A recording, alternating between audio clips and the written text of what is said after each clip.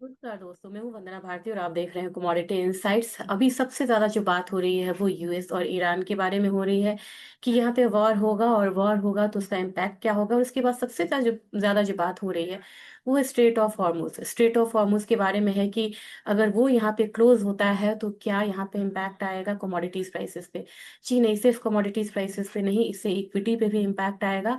क्या इम्पैक्ट आएगा ये हम इस पे बात करेंगे। लेकिन क्या स्ट्रेट ऑफ हॉर्मुज को इतनी छोटी सी जगह है जिसे हम बिल्कुल बंद कर दिया जाता है? सबसे पहले आपको ये चीज समझनी होगी कि ये जो मुझे बैक में आपने देखा, ये स्ट्रेट ऑफ हॉर्मुज है। ये एक नैरो है, इसे हम चोक पॉइंट बोलते हैं, जहां से पूरा शिपमेंट जो है आपको आता है और ये मिडिल ईस्ट से घूम के आता है। और इसमें 20% जो ग्लोबल शिपमेंट्स हैं इस रास्ते के जरिए ही यहाँ पे होता है।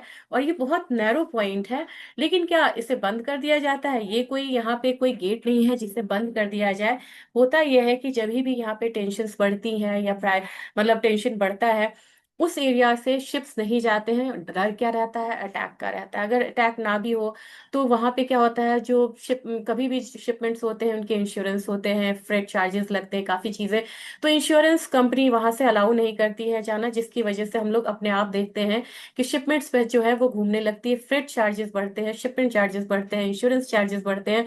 तो जैसे ही ये वॉर मतलब की बात होती है तो सबसे पहला इम्पैक्ट आप देखेंगे क्रूड ऑयल पे तो आता ही है। लेकिन आप देखेंगे कभी भी शिपमेंट इंडेक्स को देखिए, वो बढ़ता हुआ नजर आएगा। इंश्योरेंस के जो प्रीमियम है वो बढ़ते नजर आते हैं। हल्का सा मैंने एक यहाँ पे कुछ मतलब पॉइंट्स इकट्ठे किए थे कि क्या ये मूवमेंट आएगी और किस तरीके का इम्पैक्ट आपको यहाँ पे आता हुआ दिख सकता है। कैटेगरी वाइज यहाँ पे चलेंगे और बहुत ज्यादा कंफ्यूज नहीं होंगे।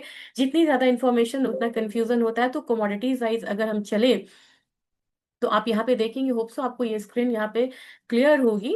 और इसको मैं अगर थोड़ा सा अगर मैं जूम करना चाहूँ तो मैं जूम करके भी आपको बताना चाहूंगी कि क्या इसका इम्पैक्ट जो है वो हो सकता है। सबसे पहले हम देखेंगे कि स्ट्रेट ऑफ हॉर्मुज से क्रूड ऑयल और ब्रेंट का क्या वो है। अब यहाँ पे जो कौन सा एरिया अफेक्ट होगा, Saudi Arabia, Iraq, United states, Arab Emirates, Kuwait है, ईरान है, ये सारे मतलब ऑयल कंट्रीज हैं। और ये कितना कर रहे हैं? 20% ऑफ ग्लोबल ऑयल कंजम्पशन। जब ये एरिया डिस्टर्ब होगा तो आपको स्पाइक्स आने दिख जाएंगे। अब आप कहेंगे कि 20 से 50% के स्पाइक्स, अगर आप देखेंगे तो हमारी जो क्रूड है वो $60 से $67 तक ऑलरेडी आ चुकी है। यानी कि लगभग आपको यहाँ पे 20% से का जो इम्पैक्ट है वो आता हुआ आपको शॉर्ट टर्म में दिखा है, जबकि यहाँ पे वॉर शुरू भी नहीं हुई है। तो ये इम्पैक्ट तो वॉर शुरू होने से पहले है। वॉर मुझे नहीं लग रहा कि वॉर होगा, लेकिन सिलेक्टेड स्ट्राइक्स के बारे में यहाँ पे बात की गई है। तो अगर ये थोड़ा सा खिंचता है तो मीडियम लेवल में आप मान के चलिए कि थोड़ा सा जो प्राइसेस है वो क्रूड ऑयल का यहाँ पे मतलब होना चाहिए ज्यादा। और जैसे ही वॉर एस्केलेट नहीं होगा और प्राइसेस नीचे की तरफ आने की तब उम्मीद रहेगी जब यहाँ पे पीस टॉक होगी। एलएनजी पे भी जब इम्पैक्ट आएगा तो यहाँ पे भी आप देखेंगे कि कतर, यूएई वगैरह शामिल है। तो कितना ट्रेड होता है? 20-25% एलएनजी होता है। तो दूसरी कमोडिटी जो इम्पैक्ट आएगी वो 20-25% आएगी। और एलएनजी की प्राइसेस में ज्यादा इम्पैक्ट आता है। तो प्राइसेस आपको हायर साइड यहाँ भी रहेगा। हाई वोलेटिलिटी क्यों है? जैसे यहाँ पे डिसरप्शंस आएंगे प्राइसेस हायर साइड जाएगा। लेकिन अगर ट्रम्प, क्योंकि वो बहुत पलटते हैं अपने बातों से, अगर वो कहते हैं कि हमारी डील हो गई है तो प्राइसेस उतनी ही तेजी से आपको नीचे भी आएगा। तैयारी आपको वैसे करनी होगी। गल्फ रिफाइनरीज है यहाँ पे, तो जो रिफाइंड प्रोडक्ट्स हैं उन पे भी मतलब इम्पैक्ट आएगा, क्योंकि वो गल्फ के क्रूड पे बहुत ज्यादा डिपेंडेंट है। तो गल्फ के क्रूड के नहीं आने से रिफाइंड प्रोडक्ट्स पे भी, रिफाइंड फ्यूल जैसे कि एटीएफ है, डीजल है, जेट फ्यूल है, ये सब पे भी इम्पैक्ट आएगा। और इसकी वजह से हम देखेंगे कि यहाँ पे ट्रांसपोर्ट और एविएशन सेक्टर में है, वहां पे एक हिट आ सकता है। आपको एयर टिकट्स बढ़ जाते हैं, एयरलाइंस के शेयर्स गिरने लगते हैं। इन सब चीजों का इम्पैक्ट आना शुरू होता है। पेट्रोकेमिकल है, सऊदी एंड यूएई प्रोड्यूसर्स है वहां पे, वो भी आता है। कितना इम्पैक्ट आ सकता है? 10 to 30% इसका जो इम्पैक्ट है वो आएगा। अब बात रही गोल्ड की। गोल्ड तो ऑलरेडी यहाँ पे बढ़ गया है। 40, हम लोगों ने 5000 लेवल्स को क्रॉस करता हुआ देखा है। अब गोल्ड में यहाँ पे 5 to 15% का इम्पैक्ट आएगा। तो ऑलरेडी इम्पैक्ट आया है और इम्पैक्ट आने की संभावना है। लग रहा है कि गोल्ड एक बार 5200 तक भी जा सकता है, $5200 तक। और घरेलू बाजार की बात की जाए तो मुझे लग रहा है कि 1,65,000 66,000 जा सकता है अगर वॉर यहाँ पे स्टार्ट हुआ तो। एग्रीकल्चर कमोडिटीज में हमारी यहाँ पे फर्टिलाइजर्स है, एनर्जी कॉस्ट है, वो सब बढ़ेगा तो 5 to 15% का इम्पैक्ट आएगा। जबकि सबसे ज्यादा इम्पैक्ट आता है फ्रेट एंड शिपिंग चार्जेस में, क्योंकि ये मेजर चोक पॉइंट है। मैंने आपको दिखाया था ये वाला चीज, देखिए ये चोक पॉइंट है, बहुत ये वाइड एरिया है, ये वाइड एरिया है, ये चोक पॉइंट है। तो शिपमेंट और आपको ग्लोबल टैंकर्स के सबसे ज्यादा मतलब कि प्रीमियम्स पड़ते हैं, और इनका जो प्राइसेस पे इम्पैक्ट आता है ये 50 to 200% आता है। इंश्योरेंस होता है और री रूटिंग होती है। री रूटिंग का मतलब क्या है, अगर यहाँ से आने का खतरा है तो लंबे रूट से आपको शिपमेंट्स आएगा। अब सेकेंडरी इम्पैक्ट इसका क्या है ये देखना जरूरी है। इक्विटी मार्केट में एनर्जी स्टॉक्स ऊपर उठ सकते हैं, एयरलाइंस और ट्रांसपोर्ट के स्टॉक्स नीचे जा सकते हैं। इन्फ्लेशन आपको बढ़ता हुआ नजर आएगा, इन्फ्लेशन बढ़ा भी है।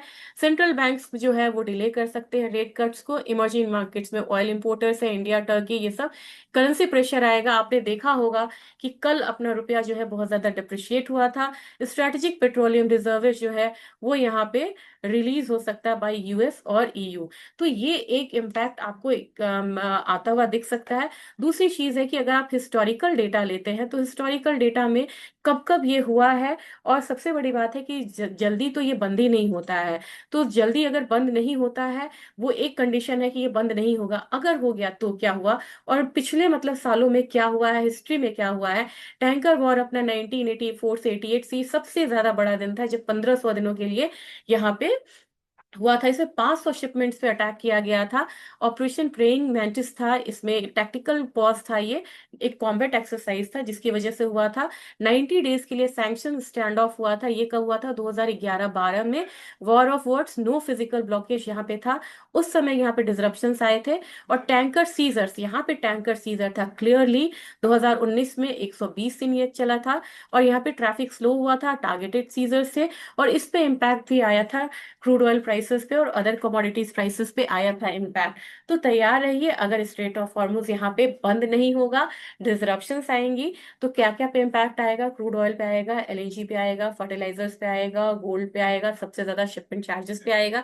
इक्विटी में क्या आएगा, एनर्जी स्टॉक्स उठेंगे, ट्रांसपोर्ट स्टॉक्स डाउन जाएंगे, और आपको एविएशन डाउन जाएगा। इन्फ्लेशन बढ़ेगा, करेंसी अपना टूटेगा ज्यादा दिन चला तो।